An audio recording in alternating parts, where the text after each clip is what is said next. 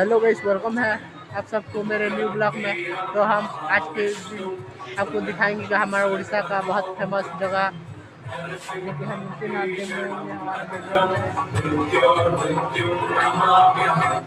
ओम श्री श्री नृसिंहनाथाय नमः।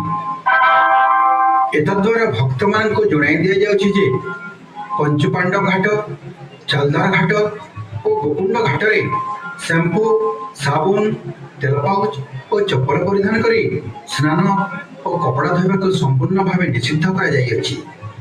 एहाको उल्लंघन कले 1000 टंका अर्थदंड लागू हेबो। ता सहित मंदिर परिसर रे अलिया और आवर्जना पकाइबा मध्य एक दंडनीय अपराध।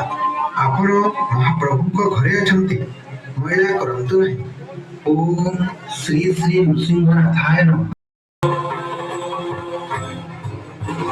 वीरं महाविष्णुं ज्वलन्तं सर्वतोमुखं नरसिंहं भीषणं भद्रं मृत्योर्मृत्युं नमाम्यहम्।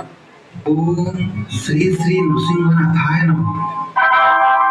एतद्वारा भक्त मान को जणाई दिया जाउछि जे पंचपांडव घाट, चालदार घाट और गोकुंड घाट रे शैम्पू, साबुन, तेल पाउच और चप्पल परिधान करी स्नान और कपड़ा धोवा को संपूर्ण भाव निषिद्ध कर जाइछि।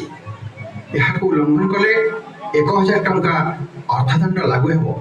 ता सहित मंदिर परिसर रे अलिया और आवर्जना पकाइबा मध्य एक दंडनीय अपराध।